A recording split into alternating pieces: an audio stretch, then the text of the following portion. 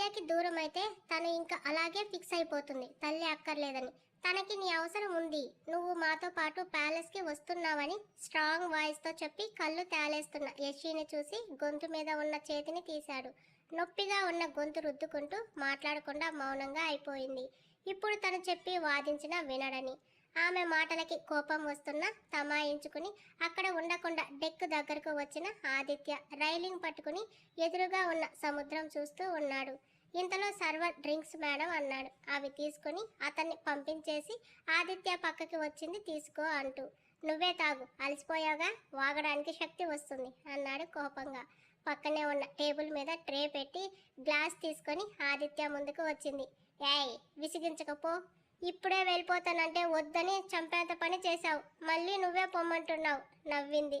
చంపుతా నిన్ను, ఎందుకే ఇలా టార్చర్ చేస్తున్నావు? గట్టిగా ఒకటి పీక్తే చచ్చిపోతావు, ఎందుకు రెచ్చగొట్టే మాటలు మాట్లాడుతున్నావు? 4 years దూరంగా ఉన్నాం, ఇంకా ఉండాలా? నీ ప్రాబ్లం ఏంటో చెప్తే నేను సాల్వ్ చేయలేనా? నన్ను కాదని దాచాల్సినంత సమస్య ఏముంది? లేదంటే నేను చేతగాని వాడిని అనుకుంటున్నావా? నేను అలా అనలేదు. అలాగే నీ సామర్థ్యాన్ని కూడా తక్కువ చెయ్యను. చెప్పానుగా, ఇప్పుడు బాధపడినా ఓ రోజు చాలా హ్యాపీగా ఫీల్ అవుతావు. ఆ హ్యాపీనెస్ నీ కళ్ళలో చూడాలని నా తాపత్రయం అంది. ఇలాంటి తీపి కబులు చెప్పి మాయ చేయకు, నువ్వు నాతో వస్తున్నావు అంతే అన్నాడు. ఇదిగో మళ్ళీ అలాగే మాట్లాడతావు. నన్ను జాబ్ పర్పస్ మీద తీసుకొచ్చావు, డ్యూటీ అవ్వగానే పంపించేయి ప్లీజ్. నువ్వు అనుకోని రోజు నేనే నీ దగ్గరికి వెతుక్కుంటూ వస్తాను ప్లీజ్. అతన్ని గడ్డం పట్టుకుని బతిమాలింది. నాకు కోపం వస్తుంది యశి అన్నాడు. అయితే ఇండియా పంపించేయి, ఇప్పుడే వెళ్ళిపోతాను అంటున్న తన మెడ పట్టి ముందుకు లాక్కున్న ఆదిత్య. నాలోని బీస్ట్ని చూడాలని చాలా కోరికగా ఉంది కదా నీకు, చూపిస్తే కానీ మాట వినేలా లేవని లాగించేశాడు. అతని కోపాన్ని అటు స్మోకింగ్తోనూ తీర్చుకోలేడు, ఇటు తనని కొట్టి బాధ పెట్టను లేడు. ఆమె ఒక చేతిలో గ్లాస్ అలాగే ఉంటే అతను ఒక చెయ్యి ఆమె నడుమును బంధించి బలంగా పట్టుకుంది. అతని పట్టులో ముద్దులో ప్రాణం పోతుందేమో అన్నంత తీయని బాధ. గాఢమైన ముద్దు సున్నితంగా మారడానికి 1/2 గంట పట్టింది. ఆమెకు ఊపిరి ఆడనప్పుడు ఊపిరి అందిస్తూ తన కోపాన్ని అలా చల్లార్చుకున్న ఆదిత్య. పిట్టలా ఇంత ఉన్నావు, ఎందుకే కోరి దుబ్బులు తెచ్చుకుంటున్నావు అన్నాడు కోపంగా, బ్లీడ్ అవుతున్న పెదవిని లీక్ చేస్తూ. ఇంకా కోపం తగ్గకపోతే నీకు నచ్చినంతసేపు కిస్ చెయ్యి, కానీ నన్ను మాత్రం పంపించు అని అడుగుతుంటే తనని కొట్టాలో తిట్టాలో అర్థం కాలేదు అతనికి. ఆద్యకి మాట ఇచ్చాను, నిన్ను నాతో పాటు ప్యాలెస్కి తీసుకొస్తానని. తను మ్యారేజ్కి ఎలా ఒప్పుకుందో కూడా నాకు చెప్పలేదు నువ్వు అంది ముఖం ముడుస్తూ. తనకి తెలుసా నన్ను మ్యారేజ్ చేసుకుంటున్నావని అంది. తను ఇచ్చిన సలహాని నేను ఇంప్లిమెంట్ చేశాను అన్నాడు యాటిట్యూడ్గా. వీటికి ఏం తక్కువ కాదు అని గొనుగుతూ ఏం ప్లాన్ ఇచ్చిందో అంది వెటకారంగా. నా మనసులో బాధ నువ్వు అర్థం చేసుకోకపోయినా నా బేబీ అర్థం చేసుకుంది. తనకి ఏం అర్థమైందో ఏమో. మమ్మీని ఇక్కడికి తీసుకొచ్చేద్దాం అది అని అడిగింది. ఎలా బేబీ? మమ్మీ ఒక్కటే ఉంటుంది కదా, నువ్వు కూడా ఒక్కడే ఉన్నావు, నీ గర్ల్ ఫ్రెండ్స్ లేరుగా, మమ్మీని మ్యారేజ్ చేసుకో, అప్పుడు తను ఇక్కడికి వచ్చేస్తుంది. ఇక్కడే ఉంటే నా కోపం తీర్చుకుంటాను అంది. నా బేబీ ఐడియా ఇచ్చాక నేనెందుకు వదులుతాను? ప్లాన్ చేశాను, నిన్ను రప్పించుకున్నాను అన్నాడు.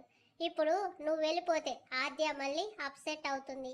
నేను కూడా నిన్ను తీసుకురాలేకపోయాను అని నా మీద కూడా అలుగుతుంది. నా బేబీ నా మీద అలగడం నేను భరించలేను. సో అన్నీ మూసుకొని వచ్చేయి. నీకు కావాలంటే అక్కడి నుంచి తమరి రాజకార్యాలు వెలగబెట్టచ్చు. ఏంటి? అదే మీ అంతర్జాతీయ సమస్యలు ఏవో ప్యాలెస్లో ఉంటూ కూడా తీర్చుకోవచ్చు. ఎక్కడికి వెళ్ళినా నేను అడగను. మార్నింగ్ వెళ్ళి ఈవినింగ్కి వచ్చేయాలి.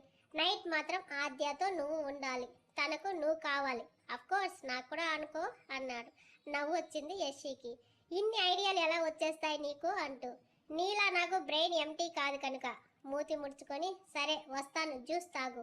ఏదో తప్పదు అన్నట్టుగా బిల్డప్స్ ఇస్తున్నావు, తప్పకుండా రావాలి.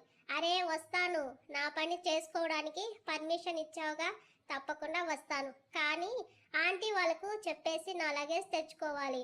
అండ్ నా సామాన్ అంతా అక్కడే ఉంది, వాటిని ఏం చేయాలి?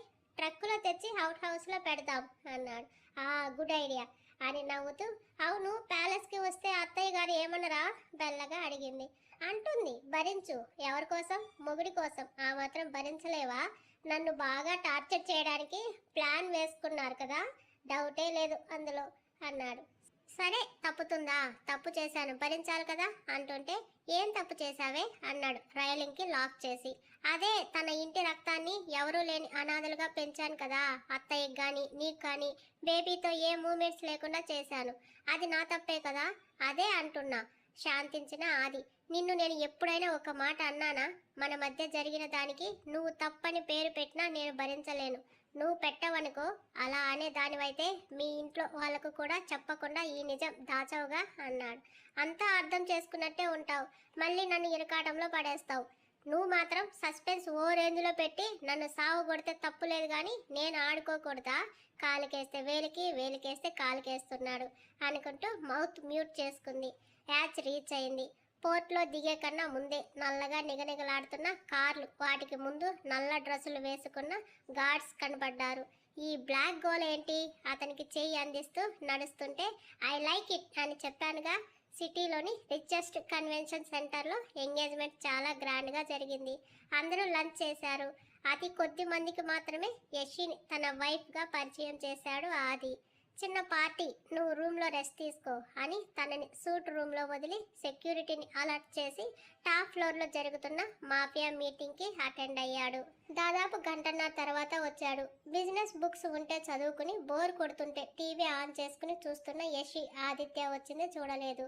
డ్రింక్స్ స్నాక్స్ తీసుకొచ్చి వెయిటర్ వెళ్ళాక కోట్ తీస్తూ బోరింగ్గా ఉందా అని అడిగాడు.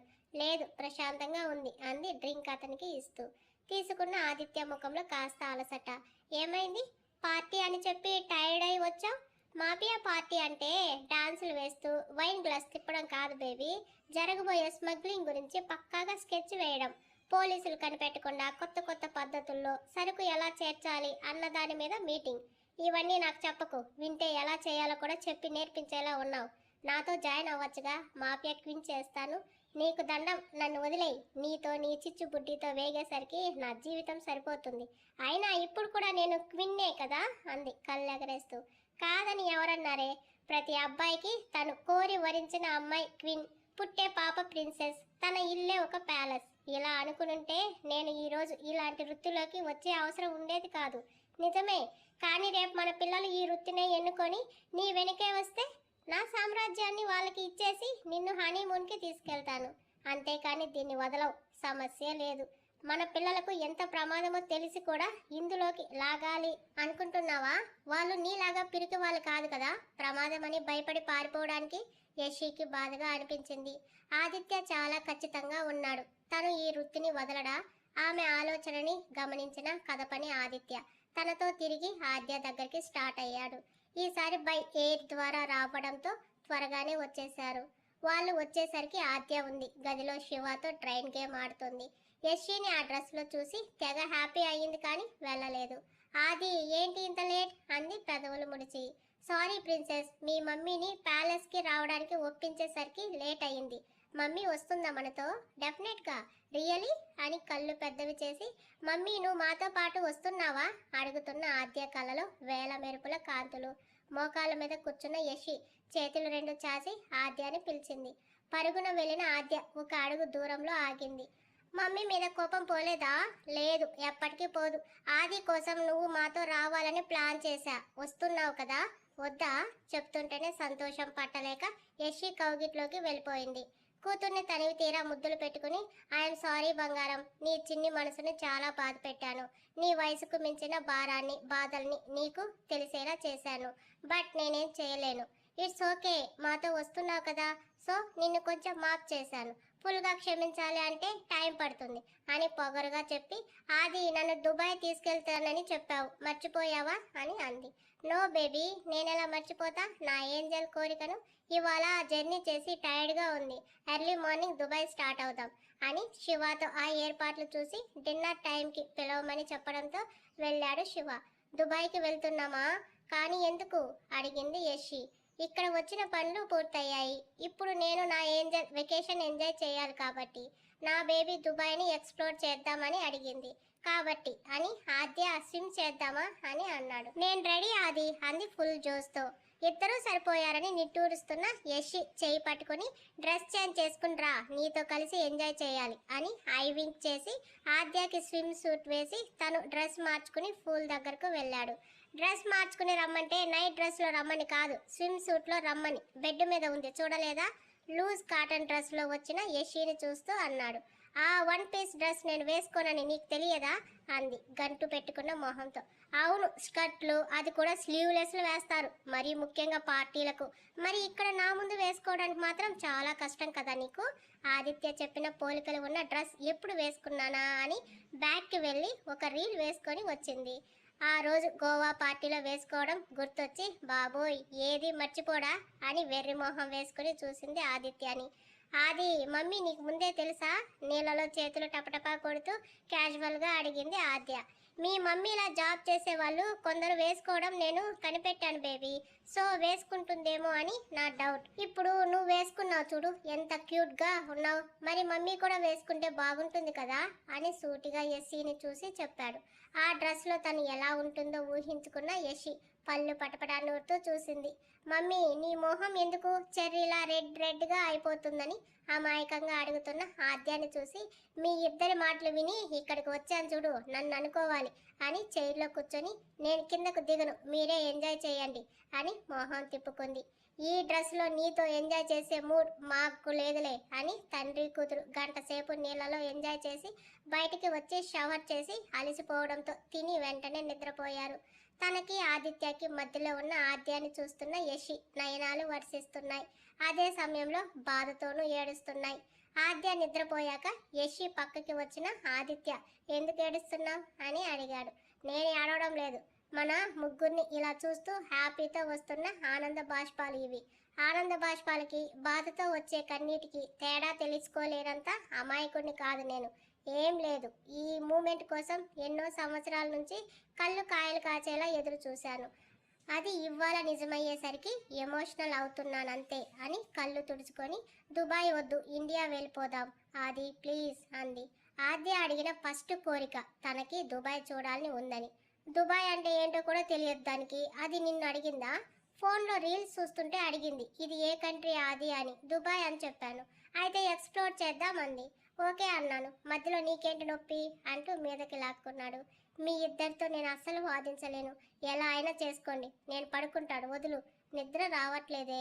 ఎందుకు రావట్లేదు? నీ పక్కనే ఉంది కానీ ప్రిన్సెస్, చూస్తూ పడుకో. యువరాణితో చేయాల్సిన టైం అంతా హ్యాపీగా స్పెండ్ చేశాను, ఇప్పుడు నా రాణితో చేయాల్సిన అవసరం ఉంది. ఓయ్ నాకు నిద్ర వస్తుంది, ఊరికే ఎలా పడుకొనిస్తానని పాప నుంచి తీయని ముద్దులు తీసుకుని పెదవిని పచ్చడి చేసి వదిలాడు. తిట్టుకుంటూ గొనుక్కుంటూ పడుకుంది. దుబాయ్ అంతా పెద్ద ఎయిర్పోర్ట్ చూస్తున్న ఆద్య కళ్ళలో కాంతులకి అక్కడున్న లైటింగ్స్ కూడా పనికి రావేమో అనేలా ఉంది తన ఫేస్. తమ కోసం రెడీగా ఉన్న కార్లో ఒక ప్లేస్కి రీచ్ అయ్యారు. ఇక్కడ చాలా ఎక్స్పెన్సివ్ కదా అది, ఎంత ఖర్చు అవుతుందో. అక్కడ ఎత్తైన బిల్డింగ్స్ చూస్తుంటేనే కళ్ళు తిరుగుతున్నట్టుగా ఫేస్ పెట్టింది. ఇక్కడ మన అపార్ట్మెంట్ ఉంది, మనం వెళ్తుంది మన ఓన్ ఫ్లాట్కి ఆదిత్య అంటుంటే కళ్ళు తేలేసింది. ఏంటి అంటూ. ప్రతిసారి ఇంత కంగారు పడికే, కొన్ని వినడానికి చూడటానికి అలవాటు చేసుకో చెప్తూ తమ ఫ్లాట్ డోర్ ఓపెన్ చేశాడు. ఫ్లాట్ డోర్ ఓపెన్ చేశాడు. 3 బెడ్రూమ్స్తో పెద్ద హాల్, ఓపెన్ కిచెన్తో విశాలంగా చాలా రిచ్ లుక్తో ఉంది. హాల్ గ్లాస్ నుంచి దుబాయ్ అంతా కనబడుతుంటే వావ్ అని గట్టిగా అరిచింది ఆద్య. మీ ఇద్దరితో పెట్టుకుంటే ఇంట్లో ఉండకుండా దేశాలు పట్టుకుని తిరుగుతూనే ఉండాలి నేనని చేతిలో ఉన్న హ్యాండ్ బ్యాగ్ని బెడ్ మీద పెడుతూ నడుము వాల్చింది. ట్రావెలింగ్ చేయడానికి అలసిపోతున్నావా?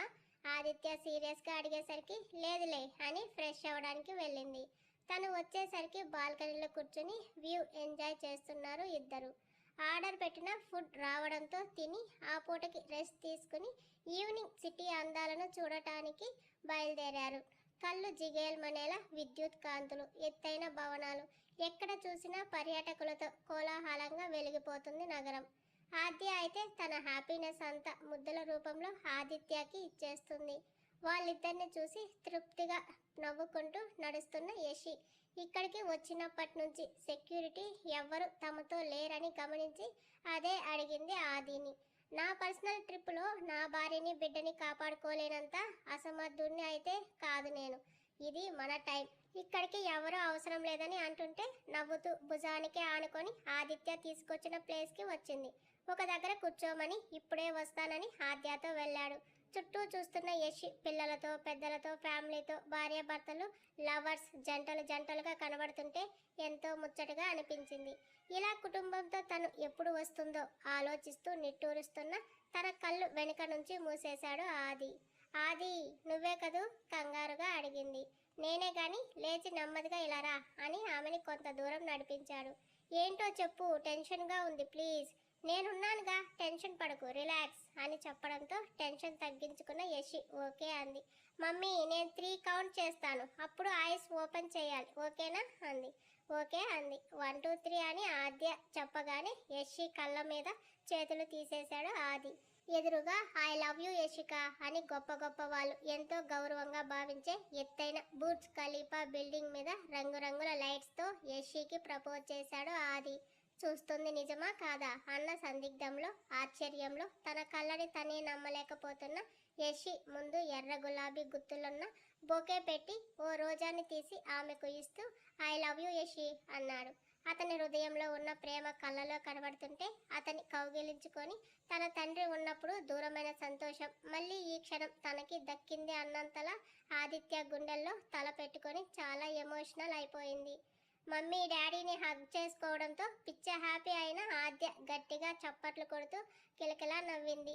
ఆద్యాని ఎత్తుకొని బుగ్గ మీద ముద్దు పెట్టి డాడీ సర్ప్రైజ్ ఎలా ఉంది ప్రిన్సెస్ అని అడిగాడు. సూపర్ డాడీ అని తిరిగి ముద్దు పెట్టి చూసి నవ్వుతూ నువ్వు హ్యాపీనా మమ్మీ అంది. చాలా చాలా హ్యాపీ బంగారం అని ఆద్యాని తీసుకుంది. ఆది ఇవాళ మనం సఫారీలో నైట్ క్యాంప్ వెళ్తున్నాం కదా అంది.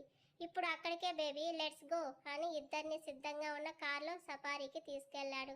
యషికి మనసంతా సంతోషం.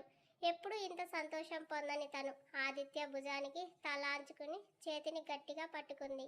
ఆమె ఎంత హ్యాపీగా ఉందో అర్థమైన చిన్న నవ్వు అతని ముఖంపై.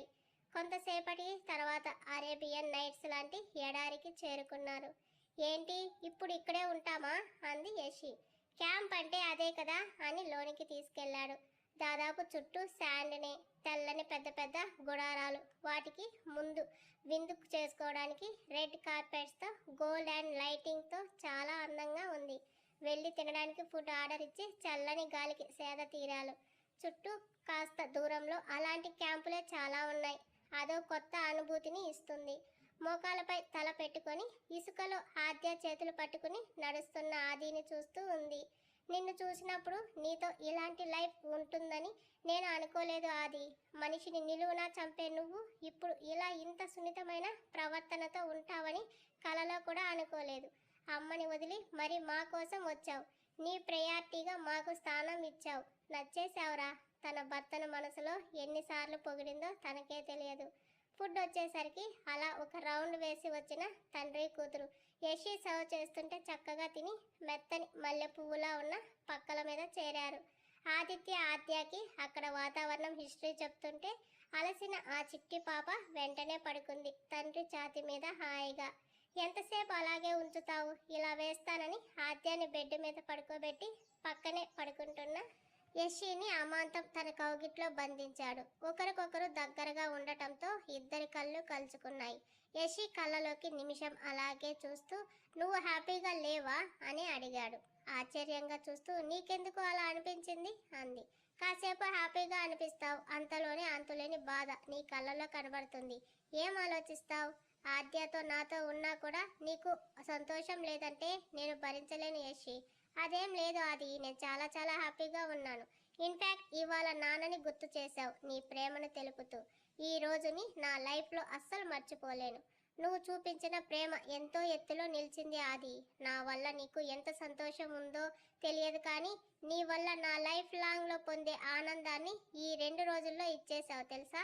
ముఖం మీద పడుతున్న ముంగుర్లు సరిచేస్తూ ఎల్లుండి ఇండియా వెళ్తున్నాం, డైరెక్ట్ ప్యాలెస్కే. నీలో ఇదే నవ్వు ఉండాలి. Got it? గట్టిగా. అలాగే. ఆదిత్య చేతులు తనని మరింత గాఢంగా బంధిస్తే అతని నెక్స్ట్ స్టెప్ ఏంటో అర్థమయ్యి పెదవులు విచ్చుకున్నాయి. ఆమెను గుండెకు హత్తుకుని ఇష్టంగా పెదవుల్ని ముద్దాడి ఆమె ఎదలో ఒదిగిపోయాడు. 2 రోజుల పాటు అక్కడే ఉండి బోలెడు మెమరీస్ మూట కట్టుకొని తిరిగి ఇండియా వచ్చారు. సిటీలో ల్యాండ్ అయ్యాక ఎప్పట్లా సెక్యూరిటీ తమని చుట్టేసి కార్ డోర్ తీయగా ఆద్యతో ప్యాలెస్కి కదిలాడు ఆది. యషి కాళ్ళు చేతులు వణుకుతుంటే ఆదిత్య చేతిని గట్టిగా చుట్టేసి, మరోసారి ఆలోచించు ఆది. ఇప్పుడు నన్ను చూస్తే అత్తయ్య గారి కోపం వస్తుంది. తనని నేను ఫేస్ చేయలేను, ప్లీజ్ అంది. నిన్ను పెళ్లి చేసుకున్నానని చెప్పను, డోంట్ వరీ. ఆదిత్య మాటకి నోట మాట రాలేదు తనకి. ఏంటి నువ్వనేది అంది అదే షాక్తో. ఆ, నువ్వు నా భార్యవని, ఆద్య నా పాపని చెప్పను. కేవలం ఆద్యకి కేర్గా తీసుకొచ్చానని ఇంట్రడ్యూస్ చేస్తాను. నువ్వు నా నుంచి ఏం హైడ్ చేస్తున్నావో నువ్వు చెప్పాక అందరికీ విషయం చెప్తాను అన్నాడు. ఏంటో నాకు భయంగా ఉంది. నేను ఉన్నాను అంటూ తన చెయ్యి పట్టుకుని ఏం కాదు అన్నట్టు కళ్ళార్పాడు. కింగ్డమ్ రీచ్ అవుతున్న కొద్దీ ఆమె గుండె వేగం పెరుగుతుంది. ఎత్తైన కోట గోడలను చూస్తుంటే తను మొదటిసారి ఇక్కడికి వచ్చిన రోజులు గుర్తుకు వచ్చాయి. ఈ కోటకి నువ్వు రానివే, ఆర్డర్ వేయాలి కానీ భయపడకూడదు అని యషి నుదురు ఢీ కొట్టి ఆగిన కార్ డోర్ ఓపెన్ చేసి, welcome to my kingdom my queen. అదురుతున్న గుండెలతో కోటలో అడుగుపెట్టింది. హారతి ఇవ్వడానికి ఎవ్వరూ లేరు ఇంట్లో. ఆదిత్య చెయ్యి అందించడంతో అతనితో పాటు కలిసి ఇంట్లోకి అడుగుపెట్టింది. అమ్మ నవ్య ఎక్కడికి వెళ్ళారు శివ అడుగుతూ లోనికి వచ్చాడు. రేపు చైతన్య బర్త్డే అని షాపింగ్కి వెళ్ళారన్నా. అని నీ రూమ్ ఎక్కడో చెప్పాల్సిన పని లేదు అనుకుంటాను మిస్సెస్ ఆదిత్య అల్లరిగా చెప్తున్న ఆదిత్యాన్ని చూసి నవ్వలేదు యశిక. గతం తాలూకా మధుర జ్ఞాపకాలు ఆ ఇంటితో పెనవేసుకుని పోవడం గుర్తు వచ్చి ఇల్లంతా పరికించి చూసింది. ఆద్య మమ్మీకి రూమ్ చూపించని చెప్పి నవ్యకి కాల్ చేస్తూ గార్డెన్లోకి వెళ్ళాడు ఆది. యశి చేతిని పట్టుకుని లిఫ్ట్లోకి లాక్కెళ్ళింది ఆద్య. ఈ పిల్ల పెరుగుకి భయం కూడా లేదు అసలు, ఎంత దర్జాగా లాక్కెళ్తుందని అనుకుంటూ కూతురు వెంటే వెళ్ళింది. ఆదిత్య రూమ్ చూపించి అక్కడే ఉండమంటుందా ఏంటని యశిక కంగారు పడేలోపే పక్కనే ఉన్న గది చూపించి, ఇదే మీరు ఇక్కడే ఉండాలి అంది. కాసేపు మమ్మీ అంటావు, అంతలోనే పరాయిదానిగా చూస్తావు ఎందుకు ఆద్య అడిగింది కూతుర్నే చూస్తూ. నువ్వు నాకు మమ్మీ అని గుర్తు వచ్చినప్పుడు అలాగే పిలుస్తాను, నువ్వు నన్ను హర్ట్ చేయడం గుర్తొచ్చినప్పుడే స్ట్రేంజర్గా చూస్తానని పొగరుగా చెప్పి తన గదిలోకి వెళ్ళిపోయింది. మెయిడ్స్ లగేజ్ తెచ్చి గదిలో పెట్టడంతో అవన్నీ ఓపెన్ చేయబోతూ ఆగింది. ఆదిత్యతో కలిసి తిరగడం వల్ల ఇది తన ఇల్లే అని అలవాట్లో పొరపడిన తనకి యమున గారు నవ్య వస్తే వాళ్ళని ఎలా ఫేస్ చేయాలి అర్థం కాక అలాగే బెడ్ మీద కూర్చుంది. ఉన్నది కొన్ని రోజులే అయినా అవన్నీ తనకి స్వీట్ మూమెంట్స్. ఆదిత్య తనని పట్టించుకోనట్టే ఉండటం, అతన్ని తను దొంగచాటుగా ఒకసారి దివ్యాని అడ్డం పెట్టుకొని మరోసారి చాటుమాటుగా చూస్తుండటం గుర్తు వచ్చి పెదవుల మీద నవ్వు వచ్చింది. ఎంత మాయ చేసేవాది, చూడనట్టే ఉండేవాడివి ఎప్పుడు సీరియస్ ముఖంతో. మరి ఎలా నన్ను నీ మాయలో పడేలా చేశావు?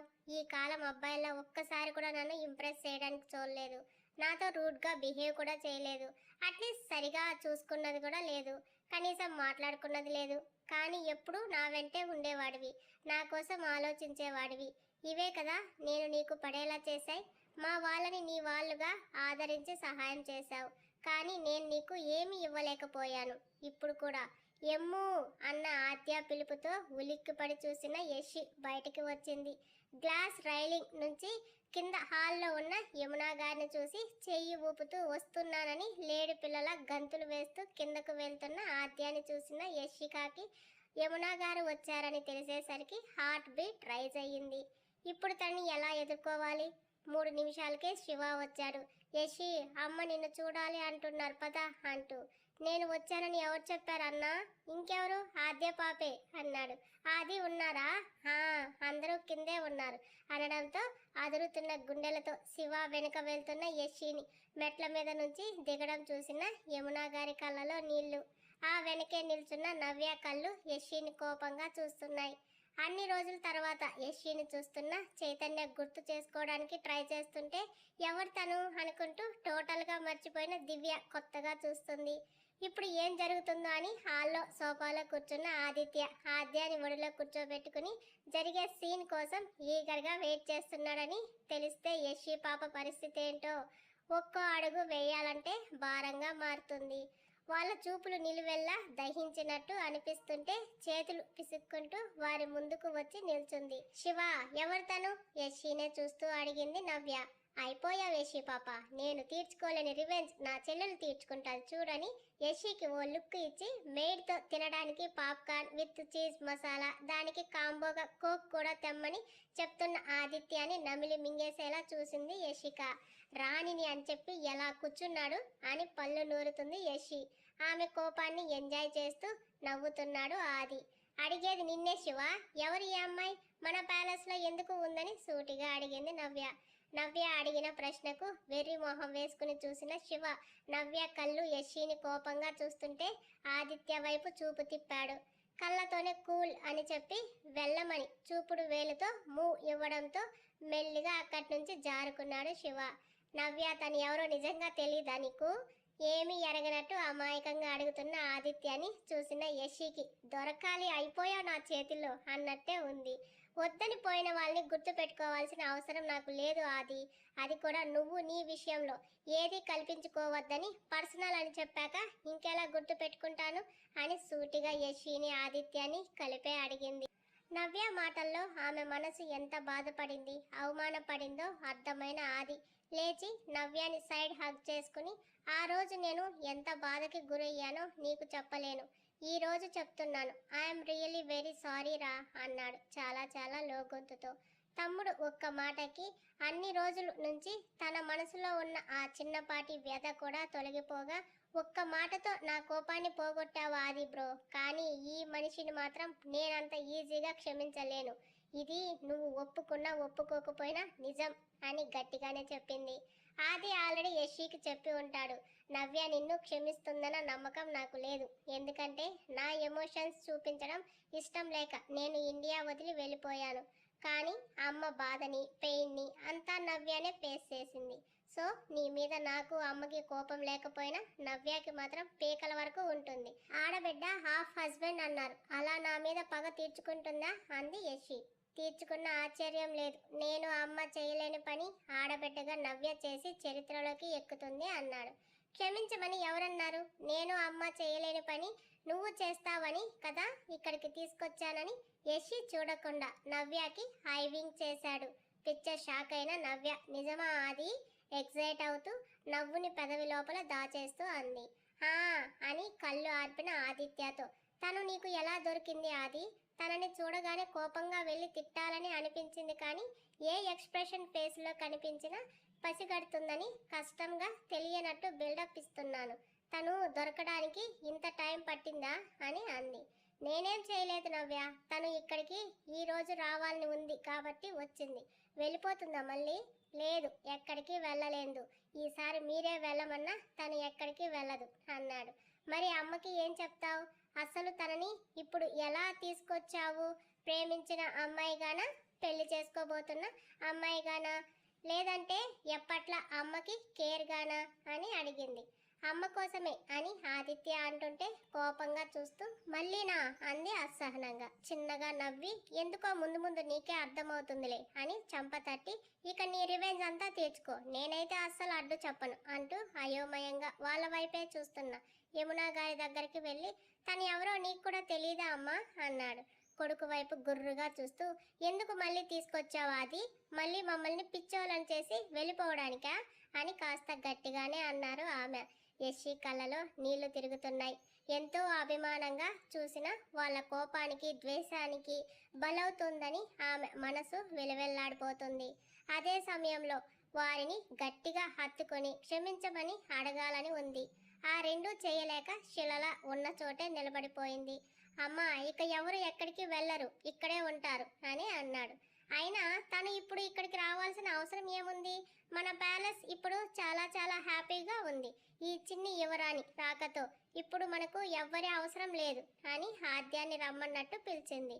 పరుగున వెళ్ళిన ఆద్య యమునా గారి చేతిలోకి చేరింది. కూతుర్ని యమునా గారు ఎత్తుకోవడం చూస్తున్న యశి మనసులో ఒక పక్క ఆనందం, ఇన్నాళ్ళు తమకి సంతోషాన్ని దూరం చేసినందుకు బాధ. అందరికీ ఏమో కానీ రాహుల్ మాత్రం యశి ముందుకు వెళ్ళి, యశి ఎలా ఉన్నావమ్మా అని అడిగాడు. అతనితో అంత పెద్ద పరిచయం లేకపోయినా ఒక అన్నగా ఎప్పుడు భావిస్తుంది. బాగున్నాను, మీరెలా ఉన్నారు అని అడిగింది.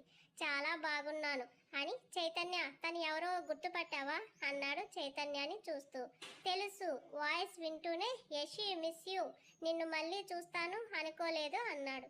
చిన్న నవ్వు బదులు ఇచ్చి అయోమయంగా చూస్తున్న దివ్యాని చూసి, దివ్య నన్ను మర్చిపోయావా అని అడగడంతో, ఎవరు నువ్వు అని అడిగింది.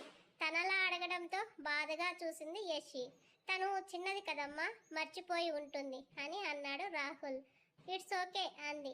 నాకు ఎవరో తెలియని మనిషిని, మీరంతా ఏదో తెలిసిన వ్యక్తి, చాలా సంవత్సరాల తర్వాత కనబడినట్టు అలా వెళ్ళి పలకరిస్తున్నారు ఏంటని ముందుకు వచ్చింది నవ్య. నవ్య, ఆర్ యూ జోకింగ్? నిజంగానే యషిక ఎవరో నీకు తెలియదా? మీకు తెలిసేమో, నాకైతే తెలియదు. తను మన ఇంటికి కొత్తగా వచ్చిన కేర్ టేకర్ అని రాహుల్తో చెప్పి యషిని చూస్తూ, ఇది వరకు ఒక కేర్ ఉండేది, చాలా ప్రేమగా మమ్మల్ని చూసుకొని చెప్పా పెట్టకుండా వదిలి వెళ్ళిపోయింది. సొంత మనిషిలా మా గుండెల్లో పెట్టుకొని చూసుకున్నాం. తను మాత్రం మోసం చేసి వెళ్ళిపోయింది. అప్పటి నుంచి ఎవరి హెల్ప్ తీసుకోకుండా నేనే మా అమ్మని చూసుకుంటున్నాను. మా తమ్ముడు వదిలేసి వెళ్ళిపోయినా కూడా ఇప్పుడు మళ్ళీ నిన్ను తీసుకువచ్చాడు. కానీ నువ్వు మాత్రం అంత ప్రేమగా మాతో ఉండాల్సిన అవసరం లేదు. జస్ట్ నీ పని ఏంటో చూసుకుంటే చాలని కటువుగా చెప్పింది నవ్య. నవ్య మాటల్లో కోపం కానీ సీరియస్ కానీ ఏమీ లేవని తెలుసు యషికి. కానీ తన మనసును బాధ పెట్టడం ఇష్టం లేక అలాగే అంది తలూపి. యషిక ఎదురు చెప్పకపోవడంతో నవ్య లోపల బాధగా ఫీల్ అయింది. తనతో ఒక్క మాటైనా మాట్లాడకపోతుందా అని ఆశగా చూసిన తనకి నిరాశ ఎదురైంది. కళ్ళలో చేరిన తడిని కనబడనివ్వకుండా తుడిచేస్తూ, ఆద్య తిన్నావా అని అడిగింది.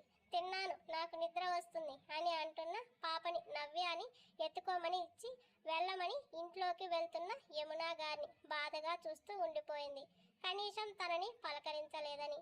రాహుల్, చైతన్య దివ్యాన్ని తీసుకొని వెళ్ళిపోయాడు. హాల్ అంతా ఖాళీ అయిపోయింది. అలాగే స్టాచ్యూలా ఉన్న యషిని చూస్తూ, ఇక్కడే నిలబడతావా, గదిలోకి వెళ్తావా అన్నాడు. ఎందుకు ఇక్కడికి తీసుకొచ్చావా? అది వాళ్ళని బాధ పెట్టడానికా అంది ఏడుపును కష్టంగా ఆపుకుంటూ. ఎందుకు అన్నది తర్వాత తెలుస్తుంది, ముందు ఆ ట్యాప్ ఆఫ్ చేయి అన్నాడు గంభీరంగా. చప్పున కళ్ళు తుడుచుకొని, ఇప్పుడు నేను ఎక్కడ ఉండాలి అని అడిగింది. ఎక్కడో నీకు తెలియదా అన్నాడు అలాగే సూటిగా చూస్తూ. నవ్య, యమున గారి రియాక్షన్ తర్వాత ఆదిత్యతో కలిసి ఎలా ఉంటుంది, అందుకని తెలియదని తల ఊపింది. నోరు లేదా, నోటితో చెప్పు. తెలియదు అంటున్న తన ముందుకు మెరుపులా వచ్చిన ఆదిత్య, రిపీట్ చేయి అని ఉరిమి చూసేంతలో అందకుండా లిఫ్ట్లోకి పరిగెత్తింది. వంటింట్లో నుంచి వాళ్ళిద్దరిని చూస్తున్న యమున గారి కళ్ళలో ఆనంద బాష్పాలు అలలుగా ఎగిశాయి. తల్లి నవ్వు ముఖాన్ని ముందు ఉన్న వాల్ మిర్రర్ నుంచి చూసిన ఆదిత్య పెదవులు విచ్చుకున్నాయి. వెనక్కి తిరిగి వెళ్ళాడు యమున గారి వద్దకు. ఆదిత్య రావడంతో పని చేస్తున్నట్టు సామాన్లు కదుపుతున్న యమున గారిని అమ్మ అని పిలిచిన ఆదిత్య వాయిస్కి ఏంటి అన్నట్లు చూసింది. నీతో మాట్లాడాలి అన్నాడు. ఏం మాట్లాడాలి? తనని ఎందుకు మళ్ళీ